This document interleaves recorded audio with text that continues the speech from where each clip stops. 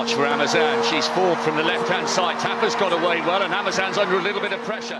Nigeria's economic progress has been likened to that of an athlete with the potential to become a star. 12.129. This assertion speaks to a much-needed confidence in the country's development prospects after evaluating its economic performance in 2021.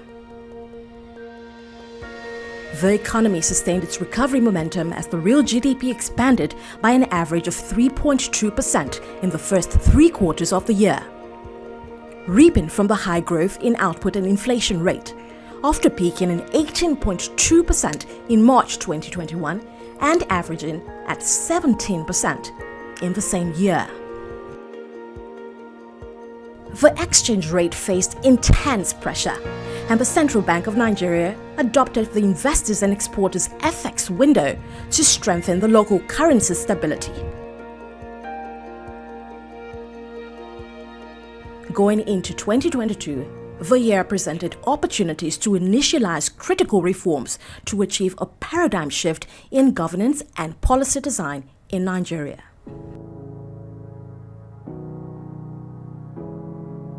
Whilst the world continued to recover from the COVID-19 pandemic, new shocks such as the Russia-Ukraine conflict, which heightened inflationary trends, emerged, wreaking havoc on the global economy. Prior to the outbreak of conflict, many forecasts for 2022 predicted a robust macroeconomic environment with favorable economic and financial conditions in both emerging and advanced economies. On account of the direct and indirect effects of new economic shocks, the global economic situation remained dire.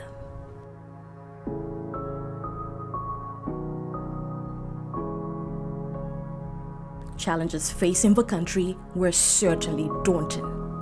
Still, the year 2022 presented a unique opportunity for Nigeria to initiate tough economic reforms that could propel sustainable economic growth and inclusive development. Long-standing issues of deregulation of the downstream oil and gas sector, foreign exchange scarcity, and a need to improve the business and policy environment in order to rekindle investors' confidence in the Nigerian economy were of paramount importance. However, the Herculean task before the government was to ensure that the costs are minimized in order to create a win-win situation for every stakeholder and in turn advance the country on the path to development. To solidify this move, a focus on infrastructure remained key.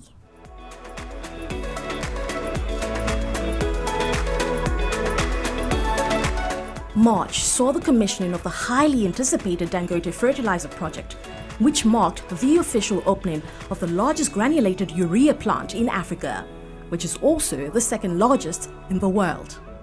The new plant will make Nigeria self-sufficient in fertilizer production with excess capacity to export to other African markets and the rest of the world. Our products have already reached African markets and some to the United States, Brazil, India, and Mexico. It is an ambitious developmental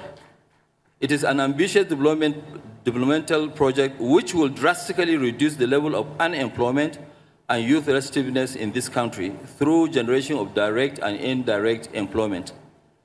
Agriculture accounts for about 20% of Nigeria's GDP, and the country is a leading producer of various agricultural commodities.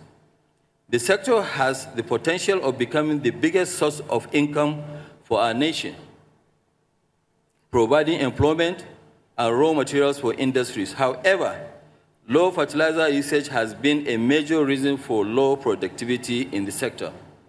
It is the common knowledge that non-availability of the product in quantity and quality rather than affordability is the primary constraint to use of fertilizer today. The project's goal is to make fertilizer available in sufficient quantity and quality for Nigerian farmers in order to assure greater agricultural output, a goal supported by the rollout of initiatives geared at transforming the agricultural sector, including services for all small and medium-scale farmers, alongside well-equipped soil testing laboratories to ensure that appropriate fertilizer blends are applied across soil and crop types.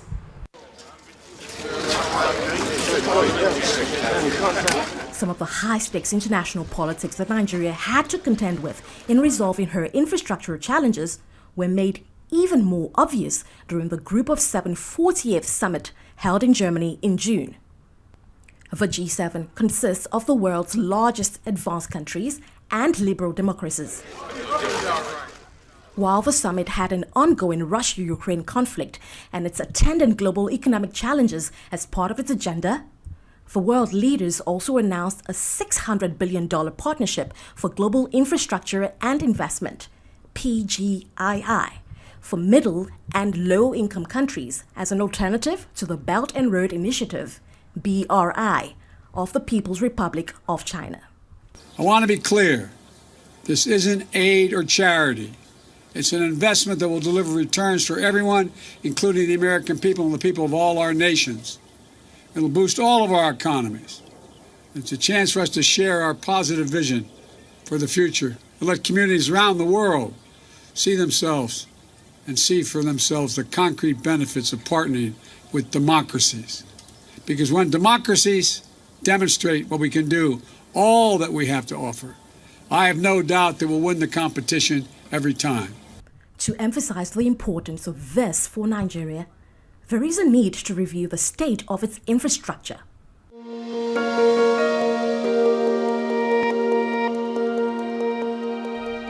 The country's infrastructure stock stood at 35% of GDP, below the 70% of GDP found in larger economies, making Nigeria economically uncompetitive, leading to high unemployment at 33%, double-digit inflation at 18.6%, a high public debt of just over $100 billion, low ranking on all major human development indices, and low economic complexity, with petroleum accounting for over 60% on non-debt revenue and 80% of foreign exchange earnings. The country needed about $84 billion annually to close its infrastructure gap, but an annual total government appropriation of about $40 billion and over 90% of revenue spent on debt servicing, the government was largely unable to meet its infrastructure needs. With the necessity for external funding in meeting Nigeria's infrastructure needs better understood, it became more imperative to understand the foreign policy implications of the choices that Nigeria had to make. Given that the G7 Partnership for Global Infrastructure and Investment, which is worth $600 billion, is framed as a counter to the Chinese Belt and Road Initiative and costs an estimated $4 to $8 trillion.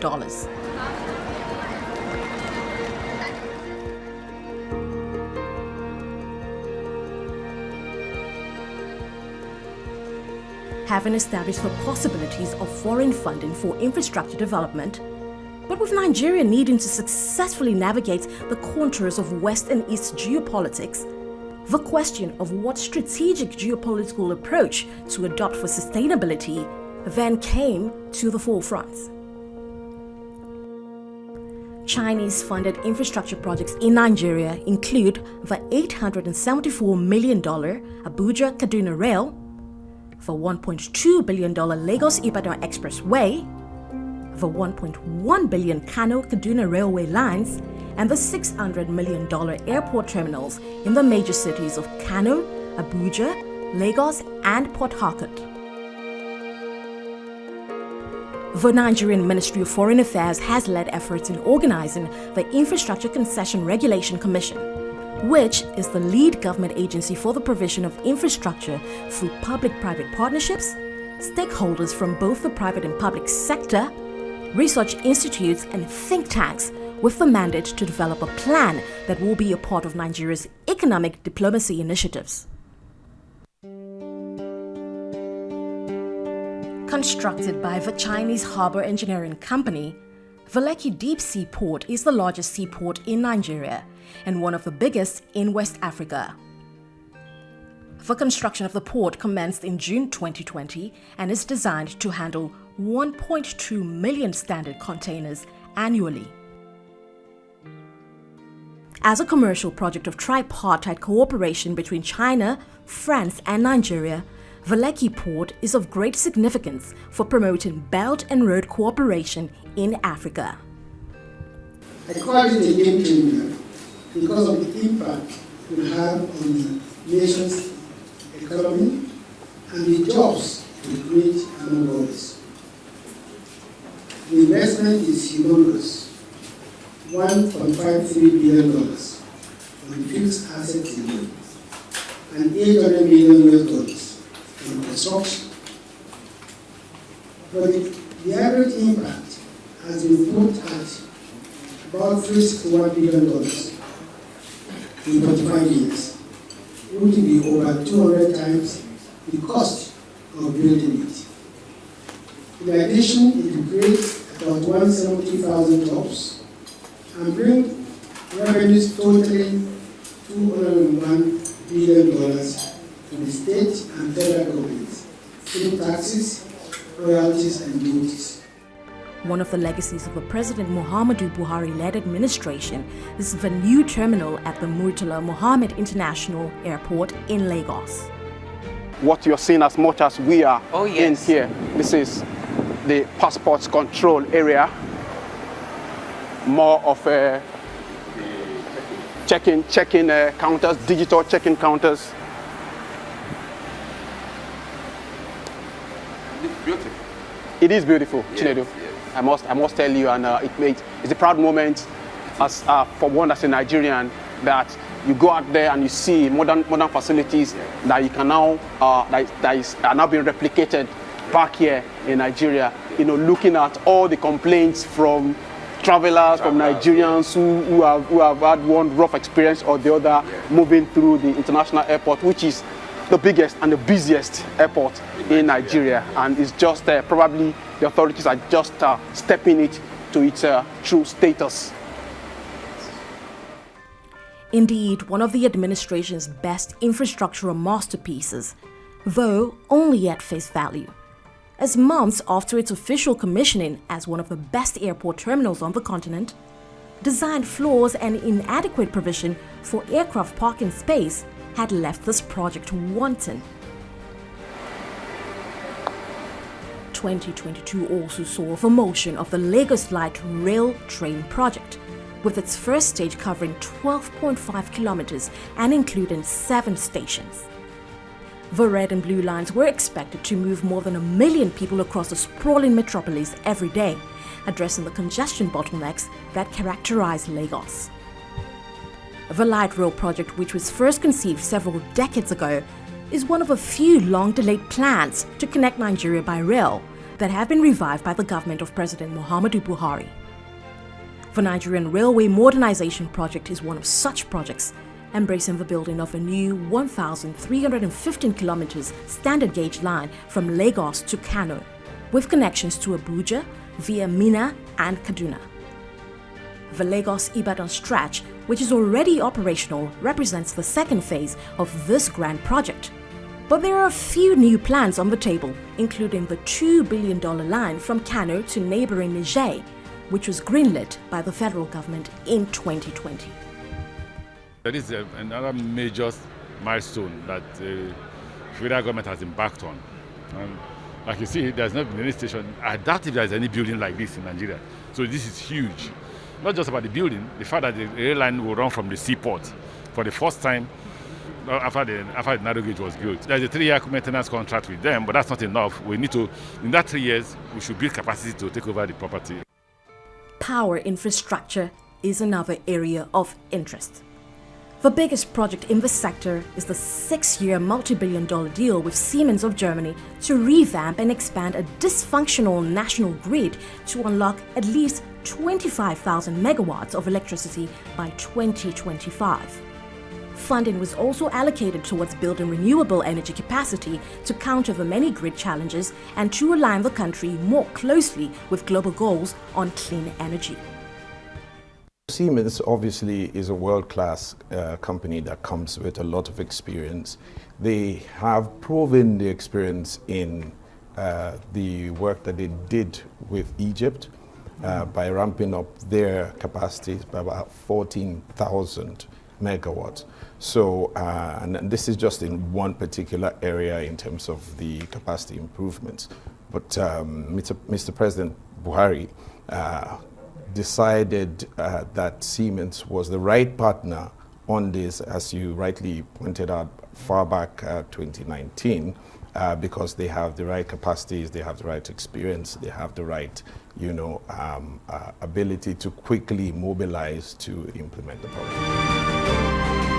In Lagos, Nigeria's commercial nerve center, developments around power and electrification has also gained momentum. Last year, the Lagos State Electricity Policy was unveiled, a framework geared towards achieving universal and reliable electricity access for residents and businesses by 2036.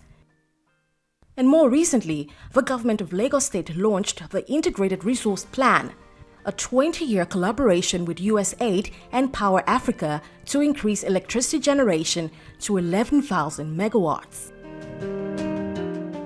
The IRP itself, right, just looks at the gaps in the supply and also the gaps in the infrastructure. Beyond that was also the energy policy, which was published in December of last year by Mr. Governor.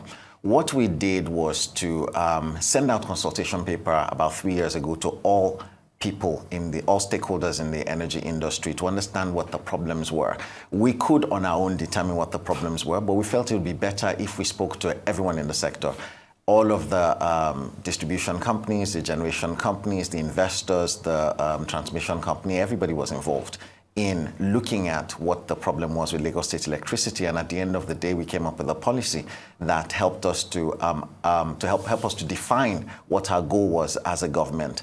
Going on from there, we have also then drafted a law that will help us implement the policy. So it's not so much the IRP that guides the integration of the work that's going on. It's really the policy that says, here's what we want to achieve and here's how we're going to achieve it. Plans to develop and rehabilitate special economic zones across the country were also put in gear. While the Special Economic Zone project is not new, it was yet to yield the hoped-for rewards in terms of industrialization, job creation, and revenue generation. Moody's 2020 report on infrastructure in emerging markets estimated that $3 trillion in investment is needed over the next 30 years to plug the national infrastructure deficit. Several new mechanisms had since been put in place to address the issue. Key among them is the Infrastructure Corporation of Nigeria, driven by some of the country's top institutions. Its mandate included rehabilitating old assets and building new ones with seed capital of 1 trillion naira to come for the Central Bank of Nigeria, the Nigerian Sovereign Investment Agency, and Nigeria-based multilateral financial institution for Africa Finance Corporation.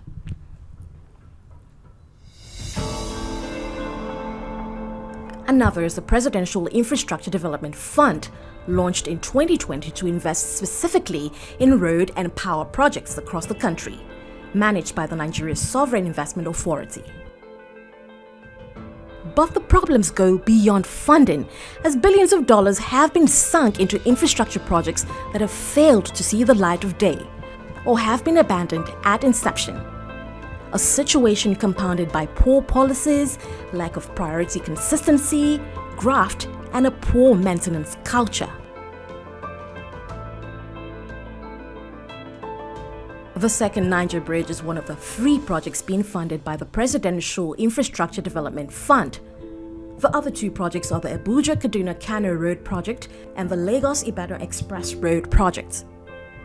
The PIDF is a special fund set up by President Muhammadu Buhari and managed by the NSIA.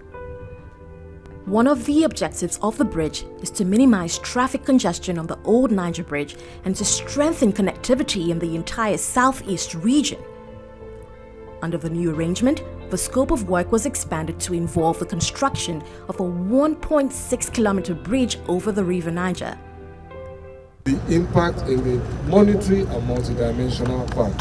But let us be clear, this is a temporary opening to achieve the purpose of relieving that pain and that inconvenience. And we would like your feedback if you get the opportunity to use it, so that we know how best to make it better for you. 42 months after the work began, the opening of the bridge for the Yuletide season will ease traffic flow, improve road safety, and create greater opportunities for local residents by advancing the commercial viability of the immediate area and regenerating economic life.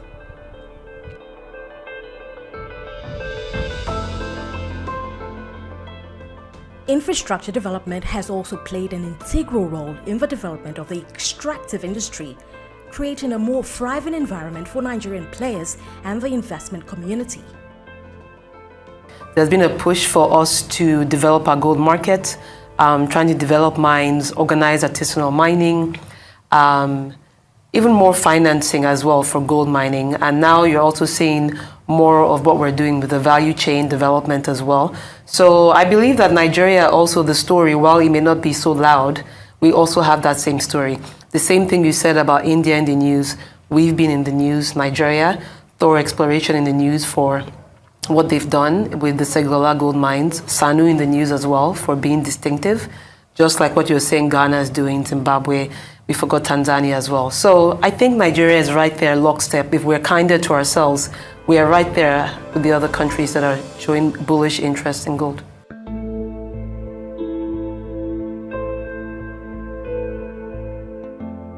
Players such as Thor Explorations and Kian Smith have been able to bolster operations and garner more interest across the soft infrastructure space over time. When we compare what it's like in the Nigerian environment versus the other West African jurisdictions where we operate, we found it very, very enabling. We have a mining act really designed to support you. We have incentives in place which are very compelling, such as the Pioneer Status Program. We have 100% ownership of our projects, unlike in other jurisdictions where you have a government free carry. And also, I think, most importantly, we have a young, educated population that's got significant transferable skills that we've been able to employ under the tutelage of expats and have been able to implement this project successfully.